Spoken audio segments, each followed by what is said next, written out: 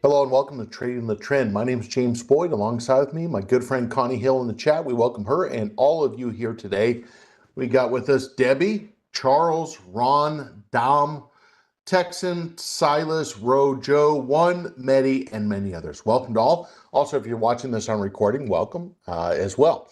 Just real quick, we're talking about Trading the Trend. Question we ask ourselves every Thursday, by the way, also every day if we could do this class, what trends are you riding? Now, very important question because as we'll see in just a moment, we're trying to actually have capital exposed if they're above moving averages on the weekly charts. And then we're trying to actually get maybe those trends to trend in the shorter term, intermediate minimum, okay, to try to increase the turns of actually getting a potential push in the portfolio. So it's not just buy and mold, as we'll see here in just a second. I'll show you a couple downtrend examples. But I want to try to make sure the capital is actually in a spot where there is a current existing trend, okay? Very important there. Now, as we get started here, always remember that Connie and myself, we do post educational content on X and also announcements. Yesterday I was out. My daughter crashed her car, totaled it. Well, she was hit from behind. So I was kind of dealing with that. You know how that goes. Speaking of rights and obligations, now just real quick, everyone's good, but just the cars are done. So just always remember when we talk about we'll talk about stocks, we'll talk about options here today. Remember that options carry a high level of risk and are not suitable for all investors. We talk, as I mentioned, some information to provide for general informational purposes only. This webcast discusses technical analysis. There's other approaches like fundamental analysis, macro analysis, intermarket analysis that may assert some different views to kind of give really some kind of more viewpoints rather than just technical analysis. Also remember, we'll do those examples on the paper money software application. Investing involves risk. And as we actually talk about, let's say maybe a couple futures, just to take a quick look at some current existing trends. Remember that involves substantial risk. I'm not going to bring up anything in terms of Forex. We'll actually look at that tomorrow as we had a nice discussion on that last week. And then today what we want to do is let's just start off with kind of indexes. We'll talk about a couple earnings that are kind of knocking the market around a little bit. We'll kind of talk about how the portfolio is faring so far from that, both the margin and the IRA. And then we're going to hop right in terms of talking about a couple sectors and stock examples. Now, let's go ahead and just take a quick look at the SPX first. So if you look at the SPX, and let's just kind of look at this from really where we were at the high. Yesterday, we closed over 7,000 on the SPX. Now, I can remember when it was 666, okay? You think about a tenfold return on that. Pretty amazing when you actually think about some of the movement. Kind of does make you actually wish that the investor maybe they're looking back saying, geez, I wish I would have bought more, okay? Now, when you look at, let's say, now, by the way, back then it was volatile, okay? The only way you got that bottom is you had to buy into that volatility. The volatility was the opportunity. Don't ever forget that. Now, if we look at, let's say, from the high yesterday to today, we're about 1.87 on the index. Now, we've been a little spoiled here. I mean, let's just mention it. The VIX hasn't moved a whole lot, right? And when you actually go back and look at the VIX, it's kind of been staying down near, for the most part, 15, 16 or so. Today, the volatility shot up a little bit, as we did see when you look at the Dow Jones. A couple stocks in the Dow did not fare that well. Which ones were they? Well, which one? It was number one was Microsoft, just getting Yo Adrian, okay, across, just punched here. Not a nice day for Microsoft. You're going to also see Salesforce, fresh new low for Salesforce. And you're going to see that also Boeing is a little bit under pressure. I mean, massively no, but the two major damages were really Microsoft and CRM. When we actually also pull back, let's say, to anything on the NASDAQ that really took some pressure, it was still Microsoft. So Microsoft's dragging down the NASDAQ and the Dow itself. Really, the outlier to the upside is really Meta. They got a push. Okay, so first off, if you only have an index of 30 stocks, can you get one of them that drags down the index? Oh, absolutely. especially when that one that's dragging it down is a large price stock, and the Dow is a price-weighted index. Okay? Now, super quick, does that also play into the NASDAQ? We just said that, right? If you get a big push down in, let's say, Microsoft, you're going to see that there was some volatility here. And if we go from the very tippy top there down to there, down about 2.88% on the index. When we look at this on a, let's say, a 3-year weekly chart, yeah, I mean, if we close here, let's say we close right here, still looks like we held, but there was some volatility with Microsoft's earnings. That's why the earnings are so important, especially the big ones. Now, when we also pull up, let's say, the stocks, the semiconductors did go up to a brand new high, but it was also volatile. Okay, so that volatility, not just in Microsoft itself, semiconductors from high to low, that was about 4.36%. Now, the only thing that really matters is the portfolio, right? And the investor might say their portfolio.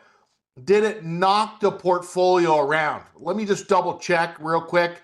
I'm just looking at the positions. I want to look at the day open and just kind of see, did it do anything? And if we kind of look and say, did it do anything here today? Nah, it's actually a positive day for the margin account. Biggest one in there really being Love, which we'll take a look at.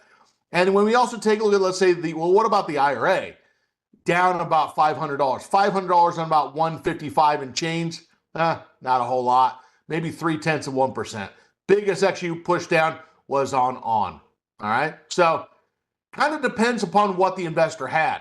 Now, I want to actually go back to, we mentioned Love just real quick. Now, Love was one of the stocks that, for example, is in the margin account.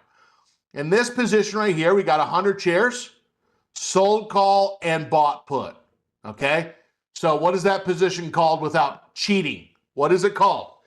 Now, if we take a look at this, what I'm going to do is, this is your classic caller. So we have 100 shares of stock. You got those shares are purchased at 47.22. And your assignment now, as we talked about that sample plan, your assignment now is to tell me what to do. So we're going to play that game called Tell Me What to Do. Okay. Now, if you look at this, and I just taking a quick peek at something, I take that back. Let's go back to this new layout. Yeah, fake me out because that was different. The trade price was 41.50. All right, let me mark that there so we can follow along. There it is, 41.50. The mark was 47. Okay. Now you're now going to see that we said in that case that we're going to agree to sell those shares at 45. So the upside potential on the shares is $3.50. Is everyone with me? I'm going to tell you, I can lay out the plans for you, but unless you know how to mentally break it down, you're not going to know how to manage the position. If you actually know how to mechanically walk through, then you actually say, I could just kind of follow along. And that's exactly what we're going to do. So from 41.50 to 45, $3.40. Not a surprise. But we got to ask ourselves the question here, did we get a credit or a debit? Well, it looks like for the 45 call, you collected $1. But for the put, you actually got $1.48. So that's going to be, in this case, negative 48 cents. So what was the maximum gain? Answer, 302. All right. So now what we want to do is what? We know that, hey, look, if everything went in our favor, $302. Well, how much do we have now? Answer, 233. Okay? So we're going to say, look, we got 233. Divide that into the maximum gain, 302. So what percent of the maximum gain do we have? Well, if I pull out a calculator, 233 divided by 402, that's 77%. Now, we could say language like, yeah, but we don't need to do anything, James, because we got 22 days left. Wrong. Okay? Wrong. Now, if you take a look at this, we always talk about in the first 10 trading days, I'm going to label it as TD, trading days. Okay? First 10 trading days, we talk about could we get 50%? All right? So we'll have to see when we put this position on. Second, we talk about if we have 20 plus days to expiration, if we can get 65%. That looks like we're above the threshold, okay? And if we get 80% ever, okay, well, we're 3% away from that, which you could pretty much say we're on that door, okay? Now, when was this trade placed? Let's go back. It was on the 30th. So it's not the first 10 days. So it's really meaning for sure number 2 and number 3. Now, I get all the time, well, why don't you roll the call? Why don't you roll the call? Because we're not rolling the call. Why? Simple answer. Well, if we rolled the call, let's go back to what this chart looks like. And if we go back to this chart, you're going to see on the moving average envelopes, and let me bring it up right here, love. Number 1 is, what were we trying to do? Number 1 is we were trying to make money, okay? Number 2 is we're not going to buy the call back when it's this far elevated off support, okay? Now, does that make sense? Would you buy a call if you were this far elevated off support? Now remember, the blue line is your 10-period exponential moving average. The yellow line is 3% above the 10-period moving average. The red line is 5%. The white line is actually 7%. And the green line is 10%. Let me repeat the question. Would you buy a stock 10% off that support level? We've talked about that, right? I mean, you get any higher than 7, you're getting into rarefied air where people are probably going to buy. They're probably more apt to sell. Gold, you see that today? Why did you put the green line on? Because I'm going to show you gold in just a second. Now, so on this, what we're trying to do is shut the position down. Now, does that mean that we cannot? So what we're trying to do is we're trying to get out of the caller first. Now, what we're going to do is on the keyboard. So does everyone understand why we're selling? Because we met the criteria to sell. Okay? Now, what was the goal? To be right or make money? A lot of us get that confused. We're like, so I want to be right. Some of us would rather make money. Okay? Now, we're going to right click on this, create closing order, and we're going to get out of that piece first. If the call and the put are negative, which they are, that means that the gains are in the shares. And there it is, $581 on the shares. So what I'm not going to do is create closing order, buy that back. I want to make sure that this gets purchased back. Okay? Notice the commission. Send. There it is. Now what I'm going to do is once that position fills, I'm now going to go in and then sell the shares of stock. Remember what we always say, if this doesn't fill in 2-3 minutes, the caller piece, we're going to actually go ahead and actually adjust it and then come back, right click on the shares, create closing order, and then sell. All right, so speaking of that, it fills, create closing order to sell the shares, okay? Mid price, try, confirm send, not a commission, send. And now, if we kind of said, okay, on that, how much was it? It was about $230. It fills on the shares. It's about 41,600-ish on the stock. Now, one position of a caller moved the portfolio 0.5% on a caller position. Okay? So a lot of times is, we don't necessarily need big chunks. It'd be nice as far as gains. Sometimes it's just nice to, for example, just get these little couple $100 trades here and there. Now, I want to go back to just real quick before we look at our other example. I want to pull back up just real quick gold. Now, I got to mention it because Lisa mentioned it, okay? So on Monday, I talked about, for example, the target of gold. These were the Fibonacci's that we actually put. We talked about kind of could gold go up to the next target potentially was, and we actually drew this Fibonacci at 56.75. Now, when we talked about getting near the target, did we say if we get within 3 to 5% of the target, within 2 to 3% of the target, or within 1 to 2% of the target? The answer was within 1 to 2%. Now, if you take a look at this, we got to 56.26, and we got 56.75. It went within 1% of the target. And when we went within 1% of the target, what happened? All of a sudden, sellers came in and sold and sold and sold and sold and sold some more. And they knocked it right back down to the 200% line. I did not change these Fibonacci since Monday. And you're going to see that someone actually came back in and said, look, I'm going to buy off that line. So here's the deal. Did we actually think the price was going to move that much that quickly? No comment. No comment. Okay? Silence can't be misquoted. Okay? The biggest actually thing to watch is these lines. If you get enough people doing them, they can kind of become the law of self-fulfilling prophecy. Doesn't mean that they always go perfectly to the lines, low to high, but someone could be watching them and trading off those levels. Now, what I want to do, so the only thing I want to kind of point out there is just kind of watching those levels. Yes, there's been some volatility, but boy, was there some opportunity for some investors on some of these precious metal stocks to take some of those potential gains. Notice also on, let's say, what we saw on copper here today. You know, copper, this is the one we actually talked about on Monday. We talked about could the move from gold and silver actually move into copper? Well, speaking of that, super quick, we'll actually pull up an example here in just a moment on this. But remember, we talked about something that tracks the copper itself, not a copper company per se, something that tracks copper. The reason why I put the green line, which does not happen very often. Now remember, what's the yellow line? 3%. Red line is 5%. White line is actually 7%. And green line is 10%.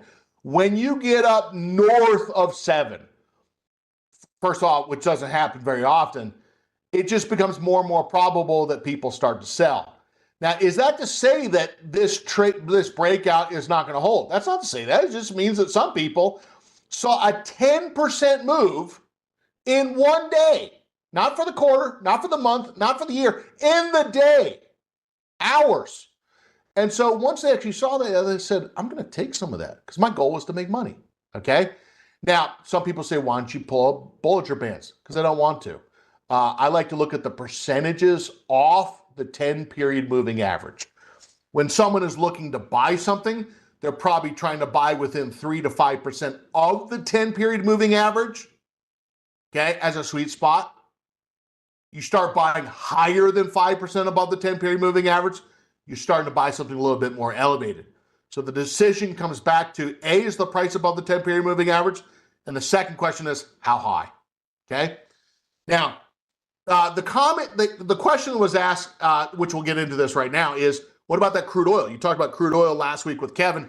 Yeah, the one thing is we kind of noticed that we did see movement in crude oil. Now, why do we care about crude oil? Well, we're stock traders, right? So when we talk about, let's say, trading crude oil, we're talking about trading, let's say, the energy sector, okay? Now, that energy sector has had a little push here, okay? Now, remember, this is the group, okay? The group of energy stocks. Now, of course, the most simplistic way to actually say, look, I'm going to go to the S&P 500 or S&P 100, we'll use that first, and say, just give me some energy stocks. Well, if I look at the S&P 100, XOM, Chevron, ConocoPhillips. If you looked at all three of them, they've been going up, some more than others. But if I said I want a little bit bigger list, there she is for the S&P 500. Look, I think people spend too much time making lists and not enough time, perhaps, trading what they see. All right, now, I want to kind of go over into this little patch right here. Phillips 66, Valero, etc. Now, one of them that I want to pull up for just a moment is VLO. Now, if you look at VLO, what do you notice on the chart itself? So if I said to you, what type of pattern do we see on the chart? Any type of pattern? Notice anything? Well, if we kind of look at this right here, they had earnings. So the actual was 382, the estimate was 322. Interesting, okay? Now the stock has kind of held so far. So we've gone through the earnings. Okay, now it's price still holding there. It hit a brand new high. You got a dividend upcoming right here, $1.20. All right, now if we zoom in on this just a little bit in the last 1 to 3 months or so, we're looking to see where did it pull back to. Now remember, if we want to kind of cheat a little bit, let's actually go to that trend chart. And that trend chart kind of helps us cheat a little bit. And we're looking for the non-green color candles recently. Why? Well, because those non-green color candles is where it had a pullback. Orange color candles, shallow. Purple color candles, a little bit deeper. It doesn't matter. We're looking at the same price level. All right, now, so if we took a look at this and said, okay, we got something in this case where the price is above your 10-period moving average, which has been acting like an area of support. Now, through the earnings, you're going to see that in this case, the price, we have a little prior high, which is top of green candle, about 191 and change. Okay, now, if we take a look at this, you're going to also see that we had like an old level. Like this was resistance, right? Resistance. Seaport. Okay. Now, is this starting to flip? Is this starting to flip? Old resistance, new support. The other thing I want us to kind of watch in this case is, so number one is we got crude oil prices going up. We got the energy sector going up, right? And so this is where, we want to use our heads and kind of say, look, someone that's a technician could say, hey, resistance at 182, we'll have to see what's going to happen. That's a very, very narrow view of a stock, if that's what we would come to. If you got crude oil going up, the energy sector going up, the probability is probably increasing that 192 is probably not going to hold, and some people want to try to buy inside that ascending triangle, if you will. Does that make sense? Now, so first off, what I'm going to do is, let's say the investor says, look, I want to try to buy some shares. Now, let's go back to that basic chart. I'm going to look at that right there. Now, if we right-click on that chart, right-click, we're going to go down to Buy Custom. I'm going to go with OCO Bracket, calling all target people, okay? Now, if I only gave you this chart by itself, how would you create a target, okay? Now, here's the thing is, we already can see that 182.25, that's the support level, 182.25. Less 2%, it's going to get us 178.60. 178.60, we're going to type right here, 178.60, dated GTC. Now, if we said capital-wise, and I apologize, got to put this in that right account. I'm going to put it right there in the IRA.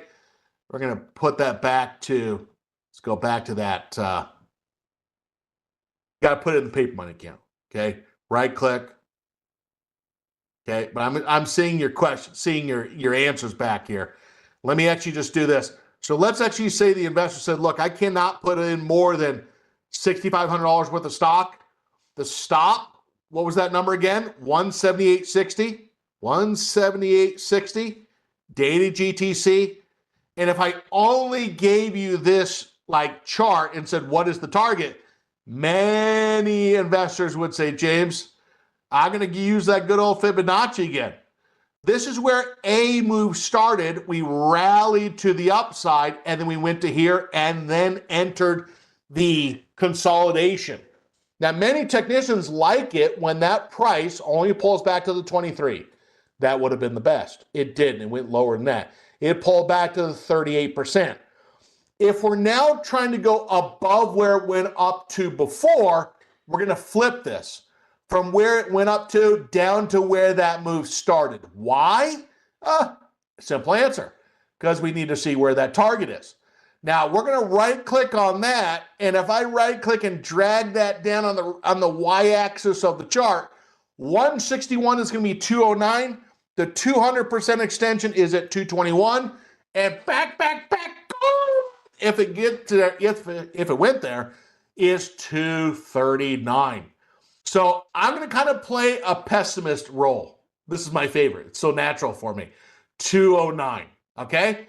Now what I'm going to go ahead and do is go GTC. Now, double check me just real quick. If we said 6,500, let me actually go back to something. If I said this portfolio was at 155,686, which is showing right there, we said anytime we buy shares, it's going to be with probably 5 to 8% capital. And why is it a range? Well, because sometimes we might not want to do a full position. Sometimes we might want to actually, you don't have that much money, okay? It's not always going to be like 7,000, 7,000, 7,000, 7,000. It's not going to be. So if I said, let's say between 5 to 8%, how much is that? And if I put that in, I'm just double checking to see if our numbers are right. What is 5%? 5% is 77.83. Now, why did you anchor on the 65? Well, that's when the account was lower. If the account is going up, the low end of this capital size is 77.83. So I'm just going to go back in and type in 77.83. Now, by the way, this is a good problem to have. My capital sizes are getting bigger, okay? That would be 5% of the portfolio. Dollar amount, it's going to be 77.83, okay? That's 77.83. I'll type that in right there. And it's going to be about 40 shares of stock. Okay, so we got a target, we got a stop. And now what I'm going to do in this case is confirm and send. Now what I'm going to do is, now the comment came in, how do you draw the line right side dollar amount? That's a good, so how do I draw the line? Well, so first off, just some movement here. If you go to the y-axis, the price-wise, left click and drag down, or left click and drag up. It's just changing that, okay? If we're saying the Fibonacci just real quick, number one is you got to go down to the icon tool down here at the bottom, okay? Click on that, go to the percent. We went to the area of the old resistance, left click on that price, let go, left click and let go. Move your cursor without holding the left click down, and then move to where you want to draw it to. Left click to start drawing it, let go. Left click to actually where you want to draw it to, and let go. So that's really not that bad, right? Left click to start, left click to finish. Key is to let go. If you don't let go, it zooms in. All right, there. Yeah. So now what I want to do is, so trade number one is Valero, but I think you're right. Whoever brought actually that up, I'm glad you did. I don't think as many people have been watching crude oil because they've been looking at the shiny stuff. I understand. But that has also been a move that's been pretty good as well. That's not just in light sweet crude. It's in gasoline. It's in Brent oil, things like that. Okay. Now, what I also want to do is let's take a quick look around to kind of see other things that are getting a little movement. Now, first off, I do think we should point out the communication sector, that was not necessarily weak. Now, it doesn't probably take a rocket scientist to know that Meta is in that neighborhood. Meta helping the sector. Go to MarketWatch, visualize for just a moment. If we said, James, not everyone knows that, well, if we just kind of pulled it up just on the reference sheet there it is, Meta. Now, by the way, did Google change its trend? I mean, we talked about that the other day. We did an example. Is that trend broken down? Is it? It made a brand new high here today, but when the market got some volatility, it moved around. Now, what is the trade example on Google? Well, let's double check. What do we got? Or so answer to that question is, we have a short vertical. We sold the 310, we did the 305. It didn't really do anything to the position. With a vertical, you got to remember is that vertical only has a 4 delta. So even if we were down, if the stock was down $5 here today, and the delta was 4, the position would be down $20. Literally an Andrew Jackson-ish amount. Didn't do anything to it, okay? So nothing really there.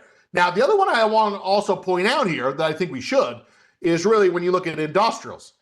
Industrials looks like they're trying to create a floor and then move to the upside. Of course, when we say industrials, we're saying Caterpillar. And Caterpillar actually did go up to a brand new high here today. Not surprising, because we know these precious metal companies, they're not shoveling out the mine with just a shovel. They need equipment. say least.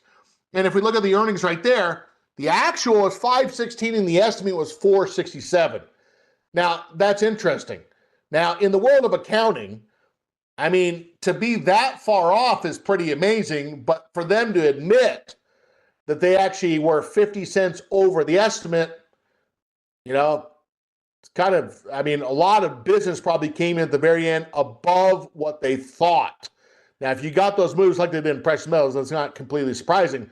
But as of last quarter, that was not in the forecast, okay? Now, let's say the investor also goes back to, so I just want to point that out. A lot of you have probably been watching that. The one I also want to kind of point out, I want to bring up a bearish example for just a moment, okay? So number one is, let me answer two questions as we do this. So when I'm actually doing this, I have a package of charts that I normally am using in our classes. So number one is, and I'll put this in the description as well, I'm going to go to setup, okay? And this is the same thing, setup, open shared item. It's not too bad, right? Then what I'm going to do is going to copy and paste what I sent to you in the chat. Now, so number one is, question is, A, how to put it on. This is how we put it on. Two, once I now go preview and then import that, that's all I can do. How do I save it? Well, that was one of the questions. If I say I want to save this chart, you're now going to see I just maximize it, and you're going to see these little the little boxes up here. You click on the boxes now that's on your side. Go down to where it says Save Grid As. Click. And what I'm going to do it as example, okay, package. Okay. Now, where does it go? That's always the question when you save anything on your, but where did it go? Save. Well, let's go back up to the little boxes again. And what you're now going to notice is example package right there. So I can have multiple different grids. They call it grids. And so if I did this example given, if I went to, let's say, whole versus trend candles, well, what it's going to do is it's going to show me a grid that I like to look at, okay? I could go back up to those boxes and say, look, give me the package 2026. And now what it does is it just pulls back up what we were just looking at. The third question that was asked is, how do you use this once it's brought up? Well, first off, let's go to these three lines right there on any of these boxes. Click on the three lines and just say maximize the cell. If we maximize that cell, what it's doing is it just pulls up the first chart itself. How do we know it's the first chart? Because it has a red box in that grid. Now, if I go forward, second box, third box, fourth, fifth, sixth, seventh, and eighth. Okay? Now, if you said I want to go back to them all, just hit on that hook. And then you go back to the hook, it actually just sends them all back where you can see me individually. So that's the grid. Okay, you could have a certain grid of charts that you want to look at, and you could save them. And that's also how you shuffle back and forth between them. Now, I want to talk about one of those, which is not done that well, PayPal. Now, if you take a look at, let's say, a stock like PayPal, it actually does have earnings coming up, let's say, on the 3rd. Now, PayPal itself, now, it is interesting when you look at kind of some of these different payments.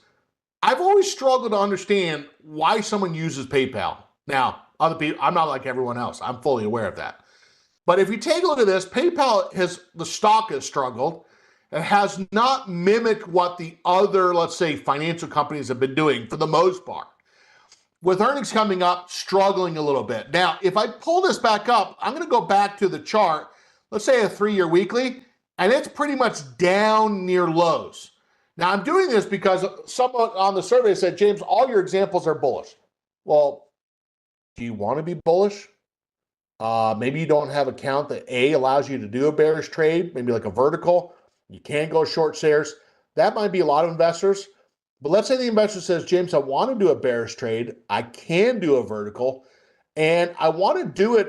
I'm not going to do it like if I could do 10 trades, I'm not going to do 8 trades bearish because the market isn't bearish. We're trying to play the dominant trend direction.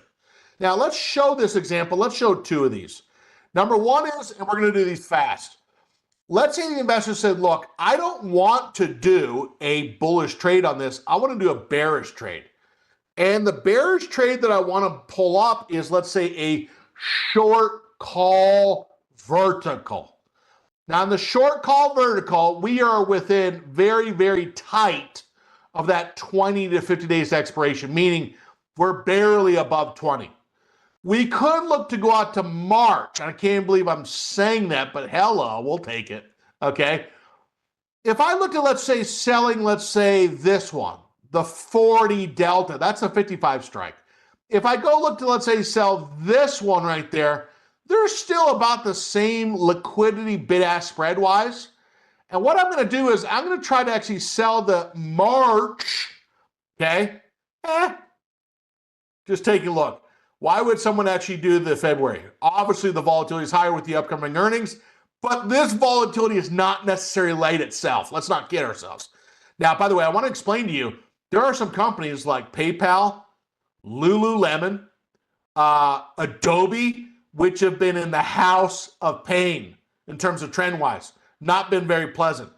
I would like to kind of show us these both. Let's kind of compare and contrast. Now, I'll do these fast, okay? But let's say the investor says, look, I want to sell the 55, and what I want to do is buy, let's say in this case, do the $2.50 wide spread. And let's compare and contrast. We're going to sell the 55 and we're going to buy the 57.5. There's the credit there for one contract, and that's going to be the number for one contract. Now, obviously, I'm doing this because we haven't done very many bearish trades because that's not what the trend is. But I'm going to pick two of them, okay? This is on a one contract basis, and you're now going to notice there's the commission for selling the call, which we want the stock to stay below 55. That's the right to buy the call at 57.5. That caps out the loss at, given one contract, 174. I'm going to go send that order. Now, what I'm going to do is I'm going to also go down to the later expiration. Try to pick the exact same strike, 55. The problem is if we go 55, we're going to be really selling something above what we normally talk about. I can't do that one. Going to have to go down to the 57.5 and then do the 60, okay? So I'm going to right-click on the 57.5 and the 60. Now, if you do this, what type of trade are you trying to do? Are you bullish or bearish? Well, if you're selling a call and buying a call, you are really, in this case, trying to do a short call vertical, okay? And you are bearish. We're going to do these side by side. We want to kind of see how these react over earnings. Now, notice that this one, let's just double check. Why is the credit smaller on this one? Answer, because we're selling a higher strike. Higher strike, in this case, lower premium, higher break even, right? And you're going to see the ROR is not as good as the previous one, but this one is kind of a little bit more defensive or conservative, meaning the stock can go up more just to break even. Send the order. Now, what I want to do is I want to go back to, let's say, we talked about love. I just want to take a quick look at United Airlines. No. Delta isn't moving like that. No. But the space that I want to look at is the cruise ships. Now, today we actually saw cruise ships, Royal Caribbean to be exact, had a pretty big push to the upside. Now let's pull the tape measure out, okay? If we pull the tape measure out, how far did it go? Answer. Well, it went way above 7%.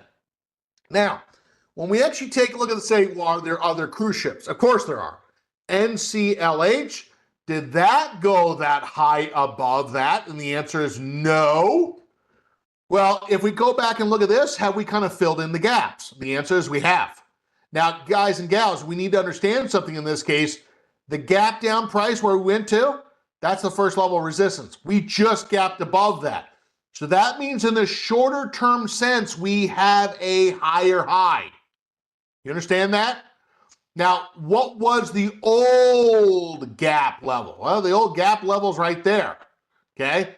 And anything above that might be in the vicinity of where we had that double top formation right around 24.33. Any earnings upcoming? Answer, yes, the 26th. Now, sometimes what can happen is you get a company that is leading the industry. Well, Royal Caribbean's really the one leading. And when we take a look at, let's say, Carnival Cruise Lines, you're going to see that has also had a decent push as well. Now remember, the blue line is your 10-period exponential moving average. The yellow line is 3% above. The red line in this case is 5% above. So this morning, early this morning, these were right at the 10-period moving average. This morning, they were below the 3%, above the 10-period moving average. But so someone could have been looking to buy this morning. Can't just say, now if we look at this now, we're right at the 5%. Now, what I want to do is on both of these, let's say the investor said, James, I want to sell a put on these. I'm actually thinking the investor says that the stock might try to reverse course. Old support on this one was right around 30.5. And the investor might say, James, I think these might try to go up to the top of the channel. Now remember, you got RCL, you got NCLH, and you also got CCL. Could RCL drag these two up with it? It might try to. Some people might look at RCL and say it's too overpriced for them price-wise and just try to buy the ones that might be in the same neighborhood. Now, what we're going to do in this case is let's go look at the CCL first. On CCL itself, if the investor said, you know, James, I'm going to be a little bit more aggressive, I'm going to try to sell, and I'm going to go to the March expiration. We always talk about 20 to 50 days to expiration in selling something. We're going to go to the March, which is literally at the top end of the threshold, 50. And let's say the investor says, look, I want to sell the 30. Now remember, what are you doing?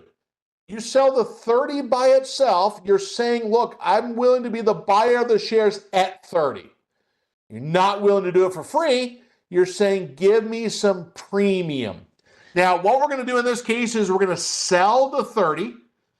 For the moment's sake, what we're going to do is we're just going to sell the put by itself. This is your classic cash secured put.